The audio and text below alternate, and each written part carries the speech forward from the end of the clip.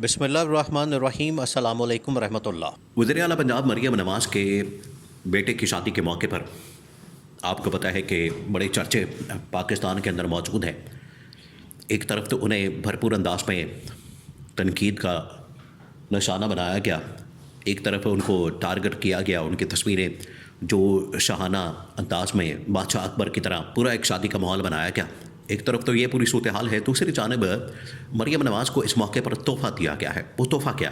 ये इतनी बड़ी डेवलपमेंट सामने आई है इनके दौर के अंदर, और ये ऐन मौके पर जब मरियम नवाज़ की तस्वीरें वायरल होती हैं, जनरल आसिम मुनीर की वहाँ पर शिरकत होती है, और उसके ठीक 24 घंटे बाद ये तोहफ़ा सामने आता है।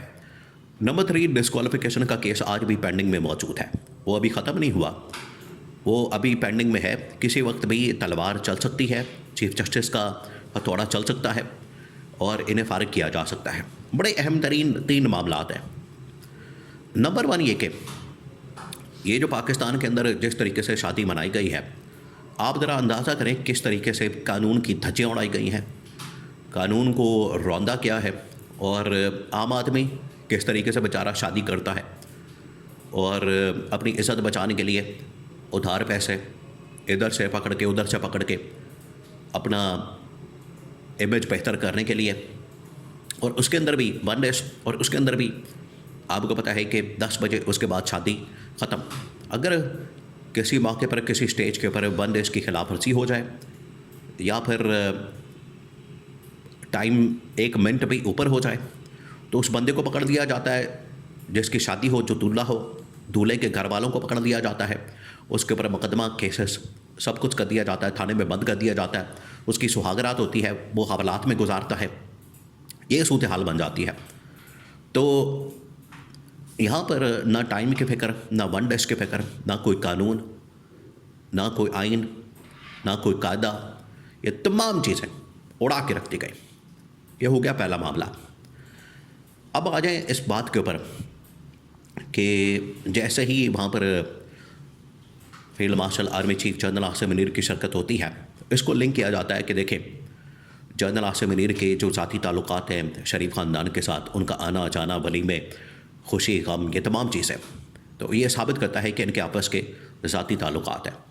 अब उसके बाद जब ये एक केस के अंदर इनको बरी किया जाता है मरियम नवाज़ को, नैब केस के अंदर, नैब का केस जो पिछले कुछ अरसे से मरियम नवाज़ के ऊपर था। अब ये इनका तरीका वारदात आप समझें। तरीका वारदात ये होता है कि ये पहले गवर्नमेंट में आते हैं, लूटमार करते हैं, फिर एनआरओ लेते हैं, बाहर चले जाते हैं, फिर इक़्तिदार में आते हैं, फिर ये अपने केसेस माफ़ करवाते हैं और नई लूटमार करते हैं, एनआरओ लेंगे और फिर चले जाएंगे। ये है इनका तरीका वारदात। तो आज देखें, पिछली हुकूमत का, पिछली गवर्नमेंट का, इनके दौर का ही केस इनके ऊपर करप्शन का बना था, नैब का, चौधरी शुगर मिल का। तो गवर्नमेंट में आने के बाद अब वो क्लियर हो गया है, ख़त्म हो गया है, और उसमें मरियम नवाज़ को क्लियर कर दिया गया, और अदालत ने बाकायदा तौर पर उनको बाइसत तौर पर बरी करके, नैब ने क्योंकि वहाँ पर पटिशन डाली, नैब ने कहा कि हम इसको मज़ीद इसकी पैरवी नहीं करना चाहते, हम इसको मज़ीद चलाना नहीं चाहते, इसको ख़त्म करना चाहते हैं, बंद करना चाहते हैं। तो इस बुनियाद के ऊपर वो केस ही फारिग कर दिया गया, ख़त्म कर दिया गया। ये है इस हुकूमत के, या आप समझें कि नून लीग के, पीपल्स पार्टी के, शरीफ ख़ानदान के, सरदारी ख़ानदान के मामला जब भी ये हुकूमत में होते हैं तो आके इसी तरह की वारदात डालते हैं। आज उनको बरी कर दिया गया, तो ये एक तोहफ़ा मिला। अब इसको मुख्तलिफ़ लोग मुख्तलिफ़ चीज़ों के साथ लिंक कर रहे हैं। उसको फील्ड मार्शल के साथ लिंक किया जाता है, तोहफ़े के साथ लिंक किया जाता है, सलामी के साथ लिंक किया जाता है। अब उनको बरी कर दिया गया। अब आ जाए मरियम नवाज़ के ख़िलाफ़ जो इस वक्त लाहौर हाई कोर्ट में एक पेंडिंग केस है, वो है तौहीन अदालत का। Chief justice Lahore high court की जिस तरीके से उन्होंने तौहीन की, उनको सरबराह डिक्लेयर किया, लैंड माफिया का, कब्ज़ा माफिया का, वो आज भी केस पेंडिंग में पड़ा है। देखिए, यहाँ पर इस्टेब्लिशमेंट, आप इस पूरे मामले को समझें, जहाँ पर इस्टेब्लिशमेंट की जानिब से थोड़ा बहुत रिलीफ दिया जाता है, थोड़ा बहुत इनको इस हवाले से स्पेस दी जाती है, वहीं पर इस्टेब्लिशमेंट इनके ऊपर एक तलवार लटका के रखती है। ये हो नहीं सकता। और आप देखें, ये इस तरह के जो केसेस माफ़ किए गए, शहबाज शरीफ के ऊपर कितने केसेस थे, कोई टीटी का केस, मनी लॉन्ड्रिंग का केस, करप्शन का केस।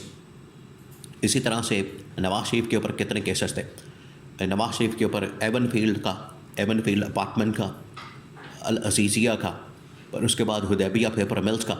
ये तमाम के तमाम वो केसेस थे जो कि शहबाज शरीफ ने भी अपने हुकूमत में आने के बाद क्लियर करवा लिए। जैसे ही वज़ीर आज़म बनता है तो उसके ऊपर फ़र्द जुर्म आयद होनी थी। जिस दिन, आप ज़रा इमेजिन करें, जिस दिन शहबाज शरीफ के ऊपर फ़र्द जुर्म आयद होनी थी, ठीक उसी दिन वो वज़ीर आज़म बन गया और वो फ़र्द जुर्म आज तक आयद ना हो सकी, बल्कि उस केस से ही शहबाज शरीफ को बरी कर दिया गया। बिल्कुल इसी तरीके से नवाज शरीफ, लंदन से पाकिस्तान उनको बुलाया गया, यहाँ पर कबूतर उड़ाए गए, उनके लिए पूरा मेला सजाया गया, मीनार पाकिस्तान के ऊपर एक जलसे का एहतमाम किया गया, एयरपोर्ट के ऊपर आके उनके बाकायदा फिंगरप्रिंट्स लिए गए, उनको मुकम्मल तौर पर रिलीफ दिया गया और आज वो भी आज़ाद है, तमाम केसों से बरी हो चुके हैं। इसी तरह से अब मरियम नवाज़ को भी रिलीफ दिया गया।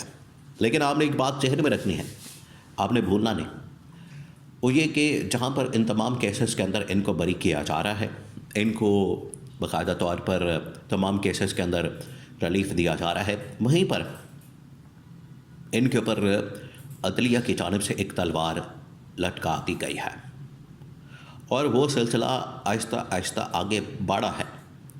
वो इस तरीके से कि 3-4 इस वक्त ट्विटर अकाउंट्स, फेसबुक और यूट्यूब के पेजेस आइडेंटिफाई हुए हैं, उनको आइडेंटिफाई किया गया है, उनको बाकायदा तौर पर इस हवाले से सर्कल किया गया है कि ये वो लोग हैं, ये वो पेजेस हैं, ये वो अकाउंट्स हैं और ये उनके पीछे काम करने वाले हैं।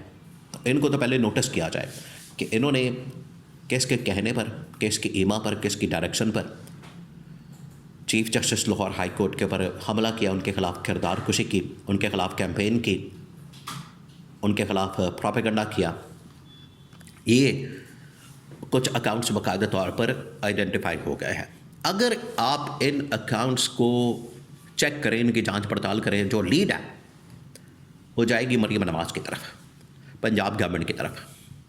तो अल्टीमेटली पंजाब गवर्नमेंट जो है वो इसके नरगे में आ जाएगी, रडार पर आ चुकी है। और ये जितने अकाउंट्स हैं, इनके पीछे जो ऑपरेट करने वाला है, इनको प्रमोट करने वाला, ये पाकिस्तान में तो प्रमोट हो ही नहीं सकते, इनको जो प्रमोट करने वाला है, उसके पीछे जो मशीनरी काम कर रही है वो है पंजाब गवर्नमेंट की। पंजाब गवर्नमेंट को लीड करने वाला मरियम नवाज़। आखिरकार ये खुरा उस तरफ जाएगा और मरियम नवाज़ को इस केस के अंदर बाकायदा तौर पर कंटेम्प्ट के अंदर लाया जाएगा और डिस्क्वालिफिकेशन का हथौड़ा चलाया जाएगा।